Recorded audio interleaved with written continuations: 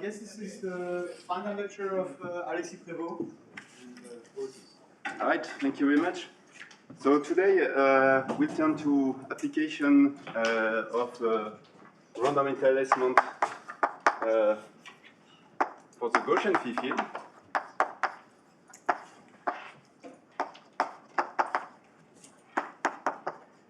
And let me first just define it quickly. I don't think it has been defined on finite graphs or on graphs in general so far in the discrete setting. So phi x for x in G, so G here it can be whatever you want as long as it's transient, so it can be maybe, as I was doing in the beginning, a finite graph as long as you have a boundary, and then you put killing on your boundary, or it can be just an infinite transient graph like ZD or something like that. And it is a centered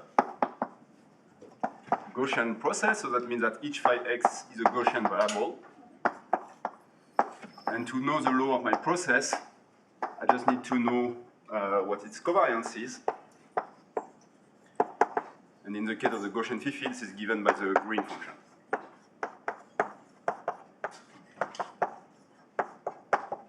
So reminder on general graph, the green function, you have like a renormalization factor of 1 over the degree, right?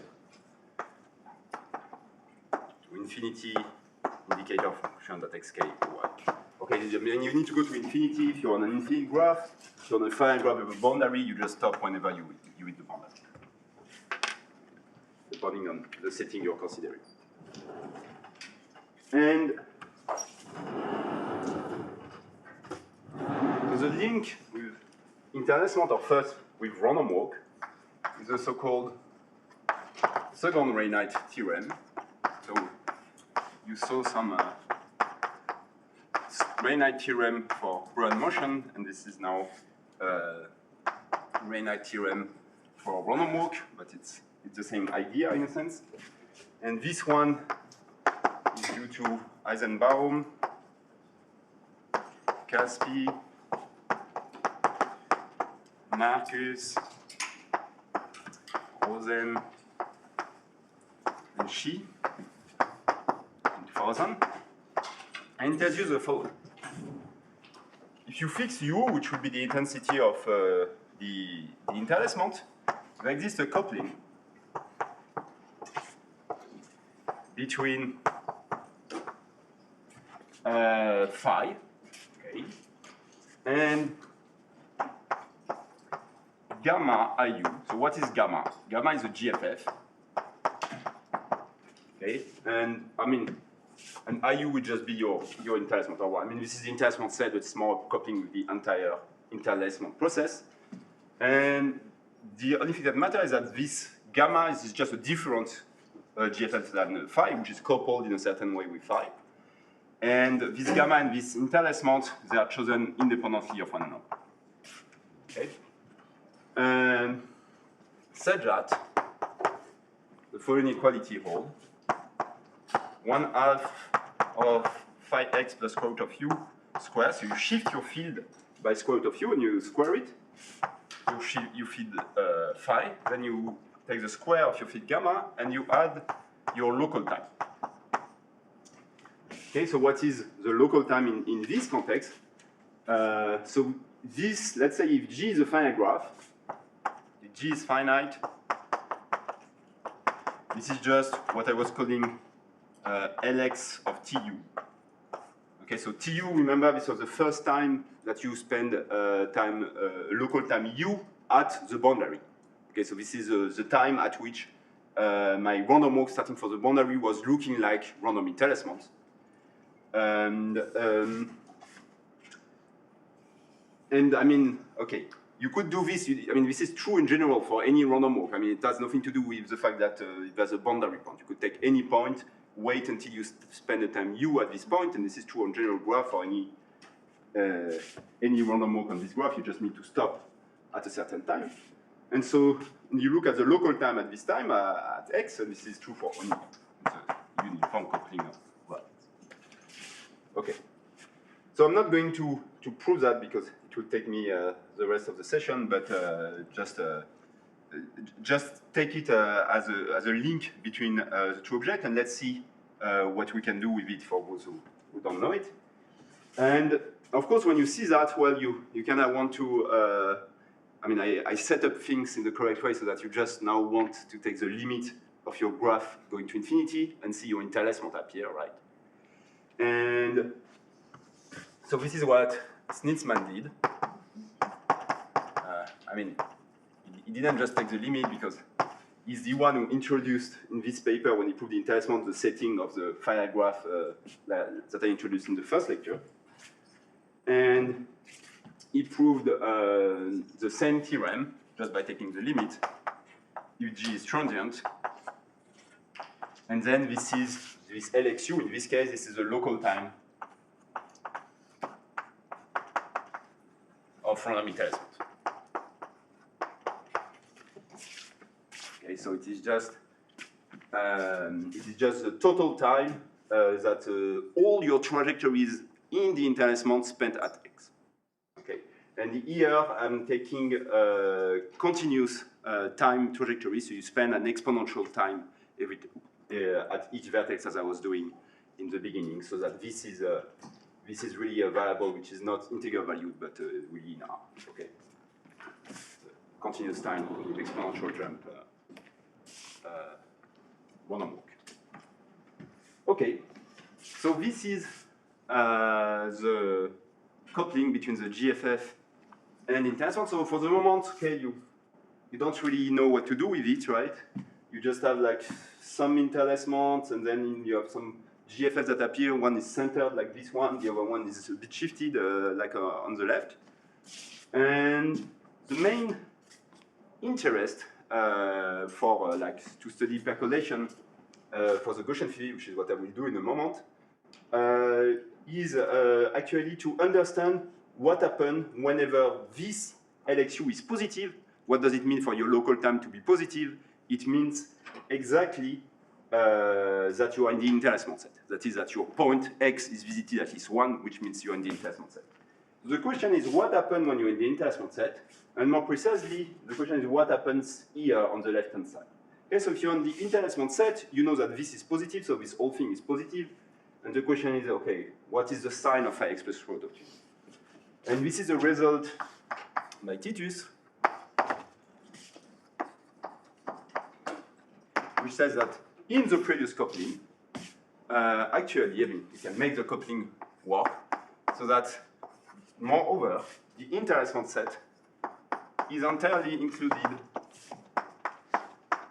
in the level set of the Gaussian field at level minus quarter 2. So this is the level set of the Gaussian field, right? This is all the points where your field is larger than some value.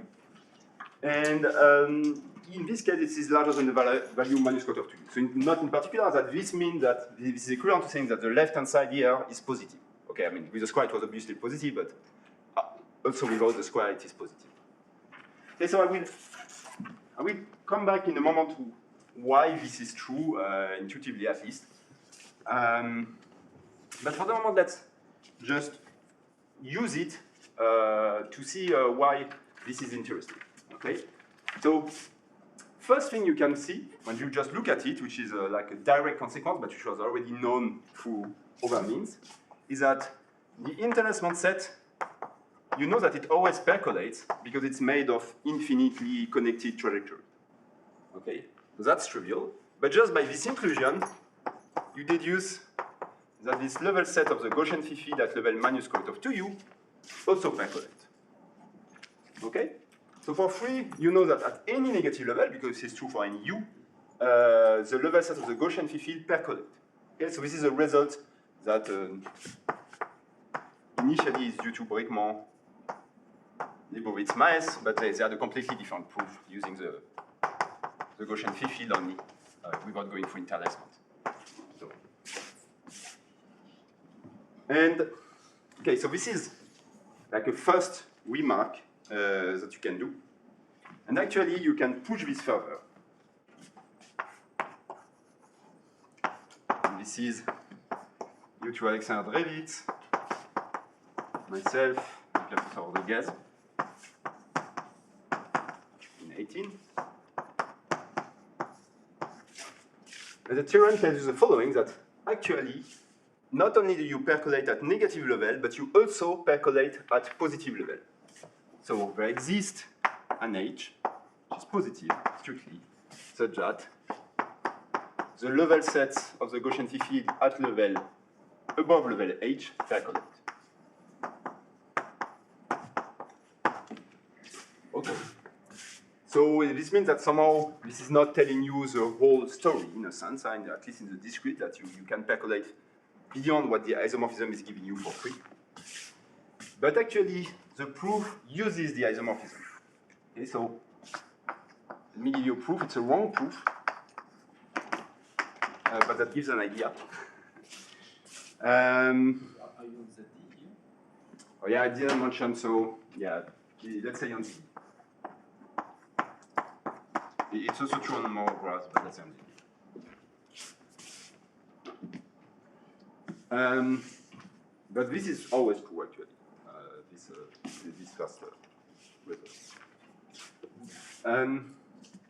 So the idea is to say, okay, I know that my interlacements percolate, and I know thus that I percolate above level minus square root of 2u, but when u is small, percolating above minus square root of 2u or plus square root of 2u, there's not such a big difference, okay? Like minus square root of 2u or plus square root of 2u, I just have like a small interval in between. So let's remove this interval that is annoying. So more precisely, what I will do is I will say, okay, if I intersect my interlacement with all the x such that phi x is larger than square root of 2u, this is included in absolute value here, the x such that phi x is larger than square root of 2u. Because then, if I'm in IU, I know that I'm larger than minus square root of 2u, and if in absolute value I'm larger than square root of 2u, then I know I must be larger than square root of 2u. Right? And when u is small, okay, this is a large noise. So I'm not removing a lot of points when u is small. And remember what I told you yesterday, is that when you use your local uniqueness property of your interlacement, you can prove that if you intersect the interlacement with a large Bernoulli noise, large enough, then you'd still percolate. And this, okay, it's not a Bernoulli noise, it's a Gaussian field noise, so there's more work to be done, but intuitively, this is your large noise. And you intersect your interlacement with your large noise, that you can prove that you still percolate. Okay, so so this percolate by noise stability. So you need to take u small enough so that your noise is indeed large enough. And this finishes the proof. So I'm putting a quotation mark everywhere. The reason is because that doesn't work. Why doesn't it work? Is because, well, you have a conflict between the u here and the u here. Okay, so yesterday what the theorem about noise stability was saying you is that for any u, you can find p, which depends on u, such that IU intersection with BP percolate. But the question is, how does P depend on U? And this is linked to what I was mentioning yesterday, to what is the exact dependency on U and R in your local uniqueness event. Okay, so if you control nicely enough your dependency on U and R in your local uniqueness event, not only dimension free, but actually in all dimension, which you need to do, then you can explicitly ask, okay, what can I afford for a noise, basically, depending on you. And it turns out you cannot afford that. So, yeah, but let's say this gives you an idea. I don't want to go. Yeah. Actually, you need to go through the cable system. And just as a small corollary, which is nice, there exists U such that VU, so the vacant set, which is thus the complement of your interlacement, percolate.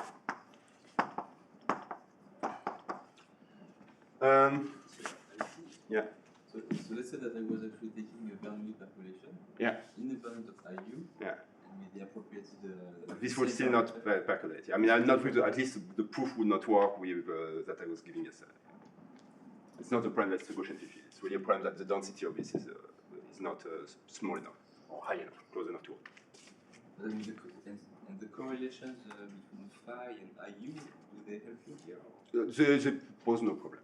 They are correlated, but they actually, that's not a problem. It's not a problem that this is a Gaussian field that makes it complicated, but the Bernoulli can depend on the interlacements. It's not a problem. Oh, it's not the Bernoulli or the Gaussian field. It's fine. But I mean, the proof doesn't go like that anyway. But yeah. Okay. So why does this help me to understand percolation for the Vitan set? Well, it is just you take the complement of the inclusion from Titus over there. So if you take the complement on both sides, what you get is that all the x, such that phi x is larger than square root of 2u. So here I'm cheating a bit. Here the complement will be phi x smaller than minus square root of 2u, but by symmetry, this is the same as being larger than minus square root of 2u. Your field is symmetric, it's centered, right? So I can replace my smaller than minus square root of 2u by larger than square root of 2u. Then this is included in the complement of the interlacement, so in the Vitan set. And so now the previous theorem tells you that this percolates for some u, and hence this percolates for some u. So this is I will not say it's a simpler proof of this result, but once you have the other one, it at least follows directly. And this was, okay, on ZD this was known, but actually there are graphs on which we are able to prove the result on the left here, and for which this was not clear with the technology that we have at the time. All right. Any question about discrete Gaussian field? Okay. So now let me turn to the main interest. So like first interest of the coupling. Now the main interest will actually be not for the discrete Gaussian field, but for the so-called Gaussian field on the cable system. Or metric graph, depending how you want to call it, Gaussian field, which is the same.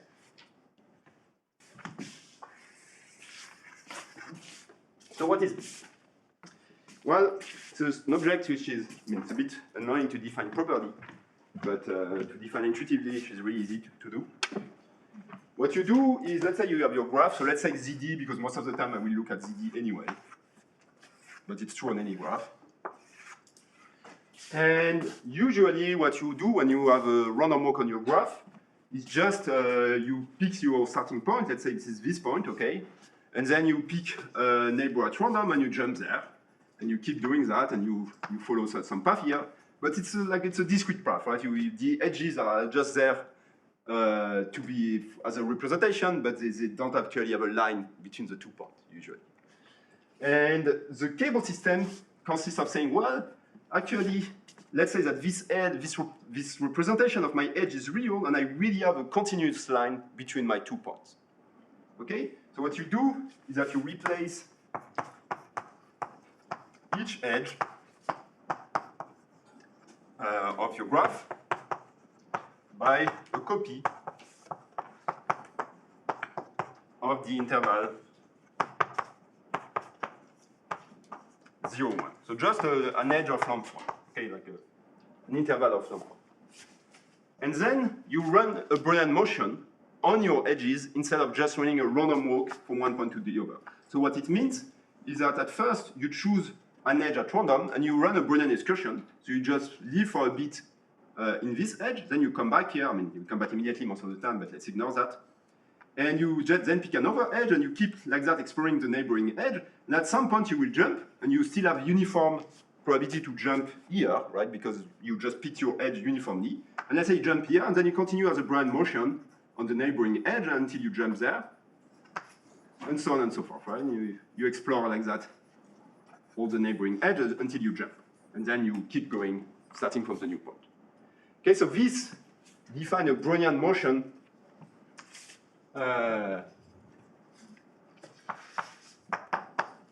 on the cable system. And the cable system, so right, it's called cable system because you replace each edge by a cable. And I will usually denote it by G tilde. Okay, so sorry, it's normal G tilde. So G is a discrete graph, and I put a tilde, it means that I've replaced all my edges by interval. Okay, so this is just an extension of my random walk, and obviously what I can do now is define my interlacement on the cable system as well. Okay, so I can extend the definition of random interlacements to the cable system. How do you do that? Well, it's just you still have a Poissonian number of trajectories, okay, starting from hitting the set K, but now your trajectories are not independent random walks, they are independent Brownian motion on your cable system. Okay, so the same thing, if you had another trajectory starting here, it's independent, and it behaves like Brownian motion on the edges, and jumps might hit the first one, and so on and so forth. Okay, so this is your random interlacement on the cable system. And associated to your diffusion here on the cables, you also have a green function. Because the green function, you can define the green function between this point and this point, which are inside your edges now.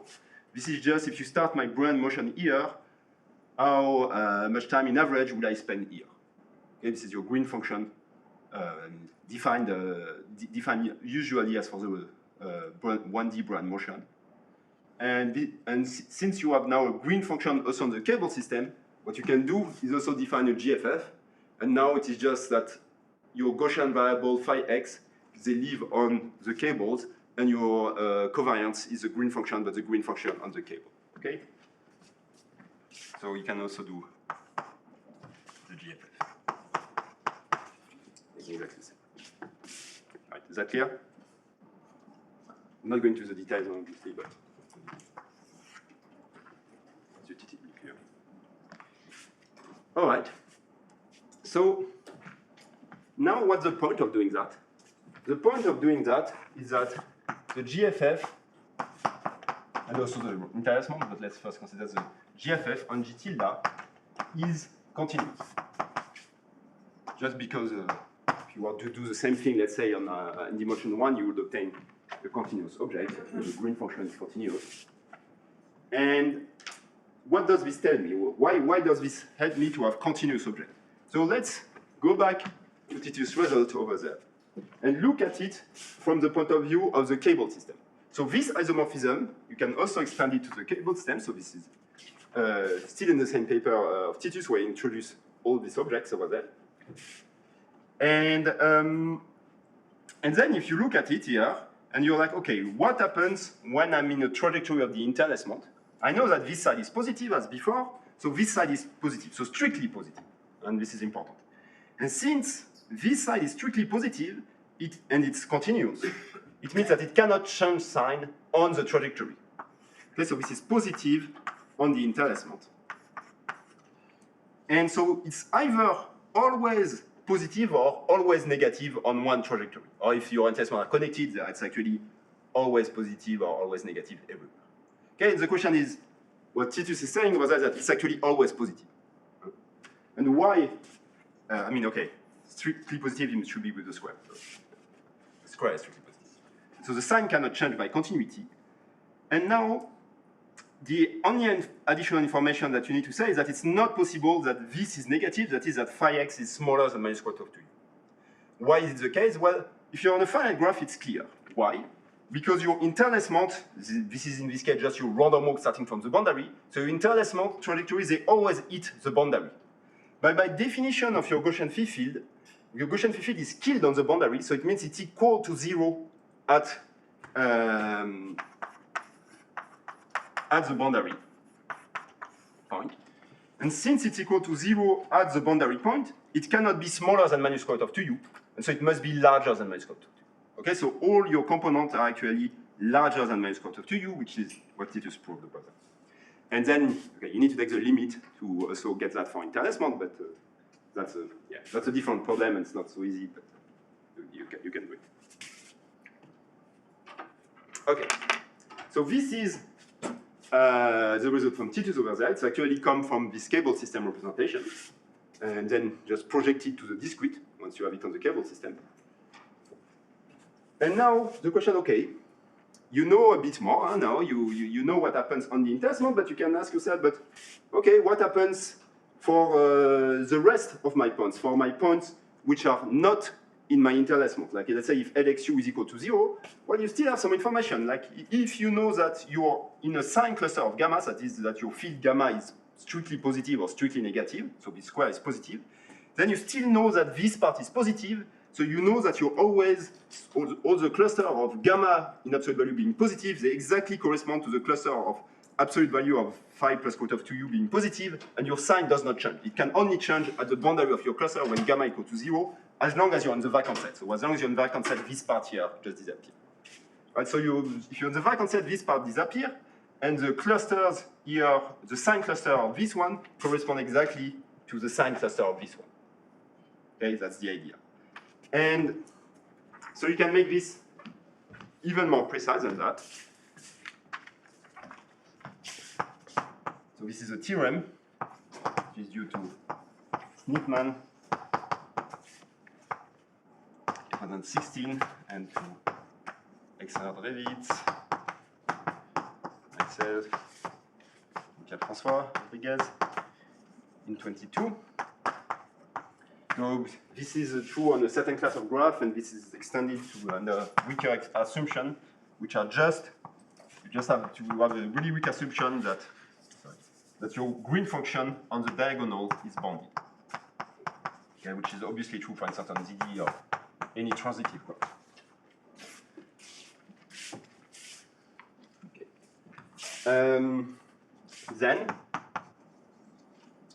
phi x is larger than square root of 2u.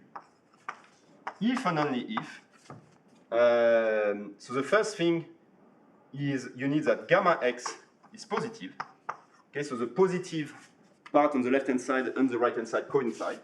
But of course, this is also not possible if you're in the interlacement, because in the interlacement you know by Titus that phi x must be, okay, I mean, up to changing the signs of there, smaller than minus square root of 2u. And so you should not hit the interlacement. So what this means is that kx0 intersection with IU should be empty. And what is this set here? This is the sign cluster of gamma. So this is all the x in G tilde such that gamma is positive. And actually, since gamma is positive, you know, I can even remove my absolute value here. Okay. So on this set, you know that your sign of phi x plus quote of 2u. I mean, I could put a minus. This would be equivalent. Maybe I could say smaller than minus quote of 2u, which would be equivalent. The x0 is a set depending on x. So what is yeah, sorry. Okay, yeah, you're right. So I take cluster of x. Right. Thank you. In this. Okay. So, and by symmetry here, I can replace this just by changing a bit my coupling by phi x being larger than square root of 2, which is what I will actually use. This is by symmetry. You just replace phi by minus phi, and this gives you a new coupling, which verifies this. So it's one of the two. You can find a coupling for both. So what this means, just to show a bit with a picture, is that you really understand how the sign of the left-hand side here behaves. So let's say you have your interlacement. Okay. And then, attached to your interlacement, you have your sign clusters of your field gamma. Okay, so these are like, this is like k, x, 0. This is x, let's say. But I put all of them, okay. And on this one, I know, I mean, let's maybe take the first one. So I know that phi x plus quote of 2u is actually positive. So on this one, I always have a plus. Okay, so here I'm drawing what is the sign of my left-hand side of my isomorphism. What is the sign of phi x plus quote of 2u? And then you have the other sign clusters of gamma. And the other sign clusters, what you do is, let's say you have a sign cluster like that. And you have many, I mean, they are everywhere, right? As long as you don't hit they shouldn't intersect. But they are everywhere like that. And what you do is you assign them the same sign as gamma. Okay? So if gamma was positive, it's positive. If gamma was negative, it's negative. And actually, this is equivalent by like Markov property of the Gaussian field as just assigning a sign plus with probability of half and minus with probability of half. So just Rademacher random variable and independently from one cluster to another. Okay, so your sign along the interlacement is fixed, and your sign outside of the interlacement just gets flipped to -1 or +1 with probability of half independently of one another for each cluster. Okay. So, what does this tell for my percolation for the Gaussian field on the cable system? So let's look at my isomorphism, and let's look at the simplest event for it, which is just what is the probability that phi x is larger than square root of 2. Okay. Well, this probability is the same as the probability of the left-hand side here in my isomorphism, which is the same as the probability that gamma x is positive, and that my sign cluster of gamma avoids my interlacement. Okay, so this is just the isomorphism directly. And now what's nice about it is you can remember, so the gamma and the interlacement, they were independent. And you remember what was my formula for the probability that the interlacement avoid a set K. This is exponential minus U times the capacity of this set. So this is nothing else than, so if you just integrate over the interlacement, and you fix your field gamma, this is the same as indicators that gamma is positive, exponential minus U capacity of your sign cluster.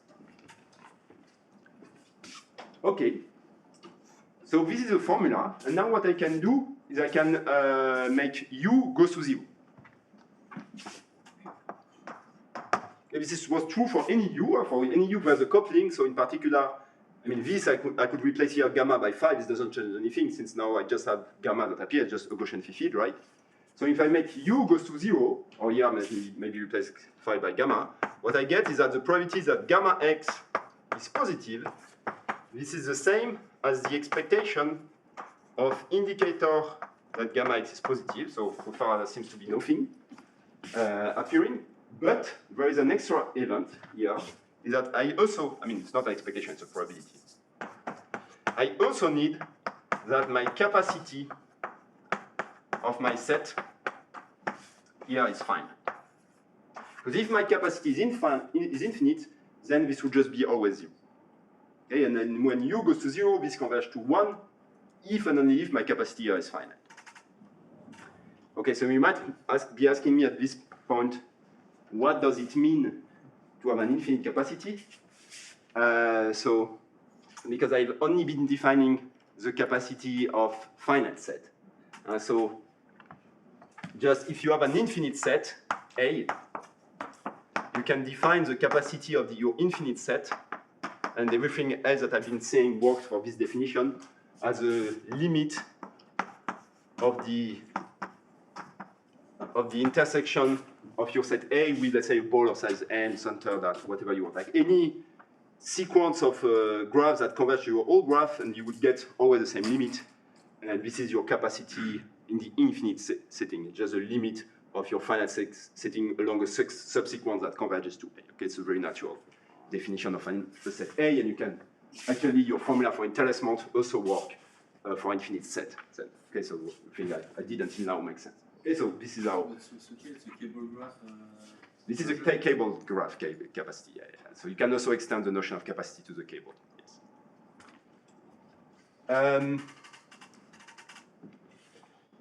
And so that's how your capacity can be infinite, because if you remember, for instance, the capacity of a line of size n, this sort of order n or n over log n, depending on the dimension, But so this means that if you look at the capacity of an infinite line, this is infinite, for instance. And this is as thin as you can hope. So basically, the capacity actually on the D of any infinite set will be infinite.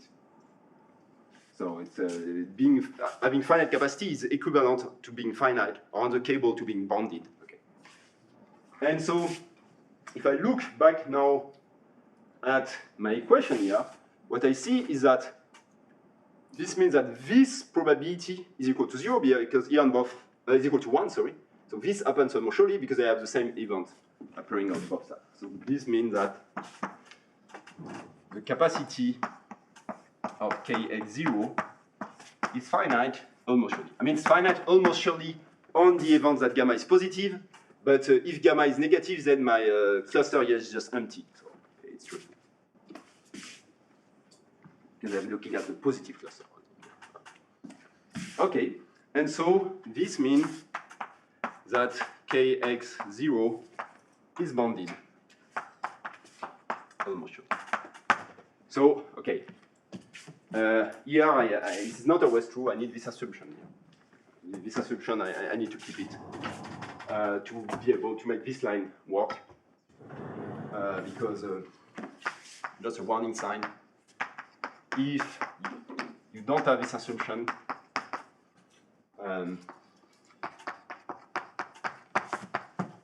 like these graphs with kx0 unbounded.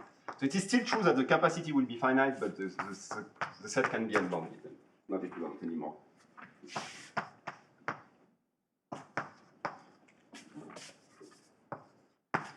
Okay.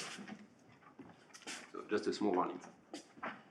But on most graphs that you have in mind, the green function is bounded, and actually the reasoning above. Okay, so note that this is completely different from the previous picture that we had in the discrete. In the discrete, this theorem was telling you that you have percolation at positive level, even, especially at level 0. And this result here tells you that on the cable system, you do not have percolation at level 0 and also not at any positive level.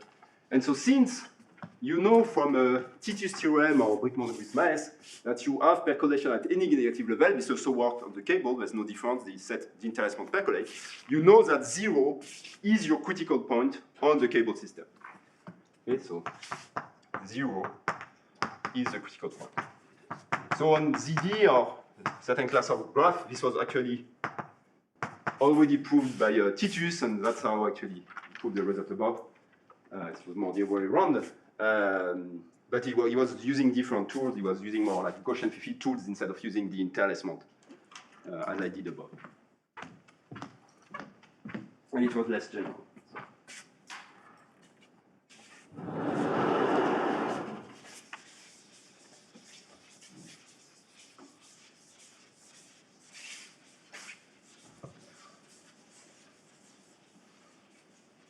So, okay, so far it looks like, okay, this is a nice application of the isomorphism. You see that you don't percolate at 0.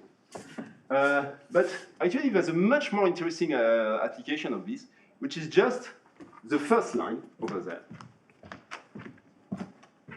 Okay, so this is still, I mean, in the same paper with Alex and Pierre, which is just, let me just rewrite it, because it's essential, which is that, maybe let me write it the other way around, to be better. If I look at the Laplace transform of the capacity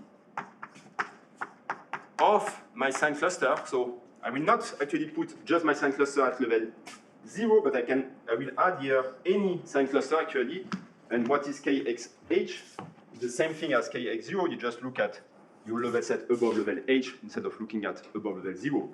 Right? So you can extend this slightly, but still using the interlacement. That on the event that this is non-empty, so this is an indicator function that phi x is larger than h, this is equal to the probability that phi x is larger than square root of 2u plus h squared. So h equal to 0 is exactly what I proved on the right here, and you can actually extend it for different h. You can try to do it as an exercise. It's again a consequence of the isomorphism here. Just need to apply it twice. And this is exactly telling you what is your Laplace transform of your capacity. So it is giving you the law of the capacity. So you can derive for this, and this is because this is something that you know explicitly. This is just the tail of a Gaussian, right? This is really something explicit. And so you can derive explicitly what the law is. And for instance, I'm not going to write exactly the law, but you can deduce some tail on this law. So it's true for any h. Let's say, okay, as I wrote it here, h needs to be positive. But actually, you could also derive a result for h negative, but you need to be a bit more careful. So this is of order 1 over square root of t exponential minus h squared t over 2.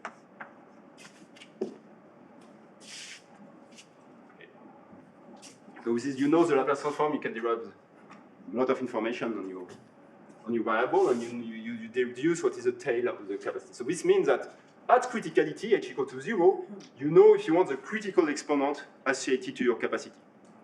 This is what this means. Okay? And as a corollary, what you can derive is also information on the tail of your radius. Okay, so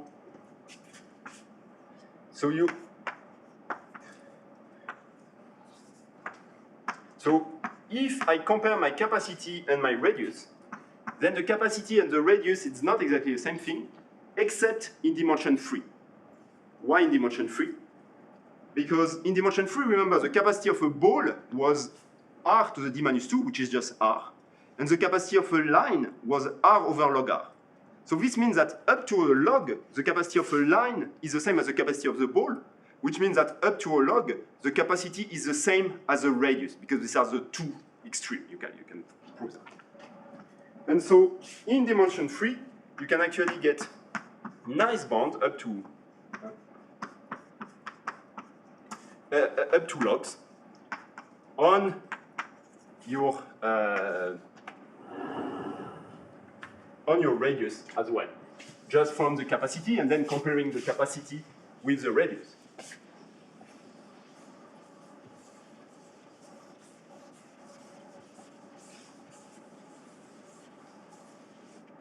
And the upper bound is the one where you have the logs which are here. So the upper bound is smaller than c square root of log r over r exponential minus h square r over log r. Just the extra log just comes from the fact that you don't know if your cluster is like a line or like a ball. So if it was like a line, it means that the upper bound will be correct, and if you were like a ball, it means that the lower bound will be correct. That's somehow the question. Okay, depending on what is the typical shape. I need to write it on Z3. It depends on the typical shape of your cluster. But now that this is true, I didn't write any dependency on H and R because this is true basically for any H and R. So this is really yet the near critical behavior of your radius for this model for free from the capacity formula. Okay. Something which is usually very hard or almost impossible to obtain for other models. So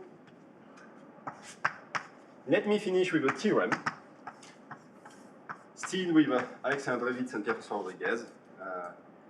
This one was 22, which improve on the upper bound above, the lower bound above, and it's telling you that the probability that the radius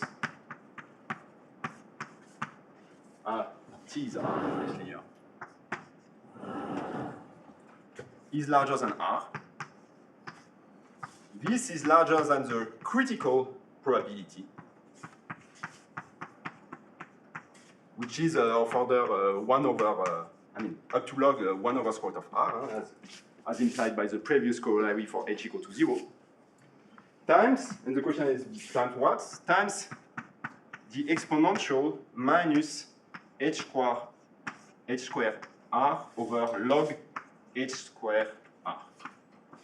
And this is true for any r larger than h to the minus 2, and then you need to add some log. And okay, these logs, I guess, could be removed nowadays with more recent results. They don't matter too much anyway. What matters is that they're small as well. So, what this result is telling you, this is probably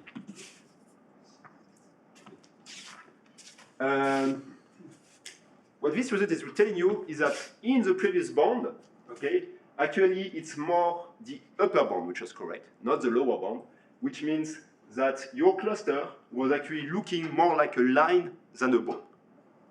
Okay, that's the idea in a sense behind this theorem. Also, results in higher dimension, but I'm not going to go into that. And let me just do one drawing to explain to you why your cluster looks more like a line than like a ball. The idea is to take a tube, and the size of the tube will be like u minus 1. Okay, you might need some extra log, but okay, mainly u minus 1. And the other side will be r, and you split it into squares here, or cubes in higher dimension 3.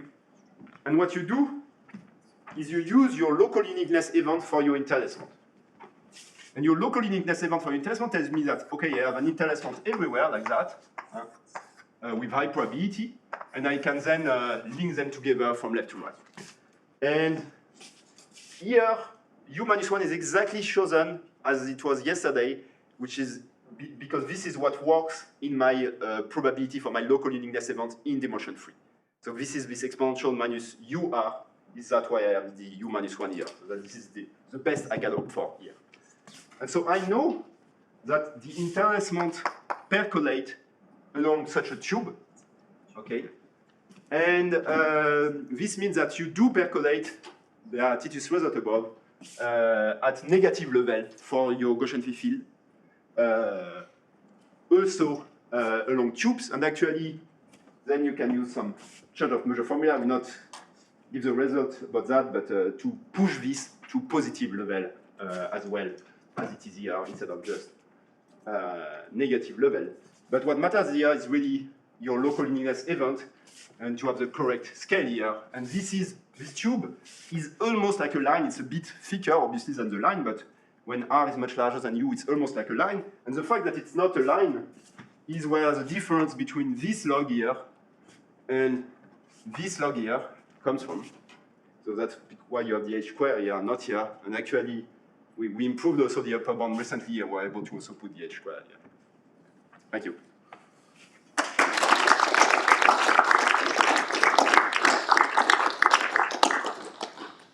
Okay, so we have time for some questions. Yeah. The first isomorphism theorem, the coupling, does it hold if you change the value of u, or do you have to do a new coupling again? You have to do a new coupling for each. It's not a uniform new.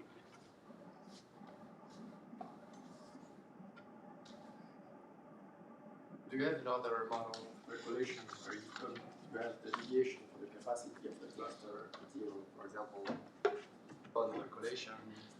Do you have another model? Okay, so there are results for the discrete Gaussian field. Because that's another model. I think you can probably derive also results for the vacant set of interlacement. They are not as nice as this one. They are more like asymptotic results as r goes to infinity, so it does not give you any information on the near critical behavior, but you can still derive some information on your capacity. Like for Bernoulli, I don't know. I never tried. Maybe whenever you can, in any dimension, like dimension 2 in high dimension, where you can derive a lot of information on the volume, on the radius. Maybe you can also derive information on the capacity. I'm not sure. I'm not sure it's a really natural object. Yeah, it's a very natural object because it comes from the rest. But I don't know how natural it is for the Bernoulli, so people haven't tried.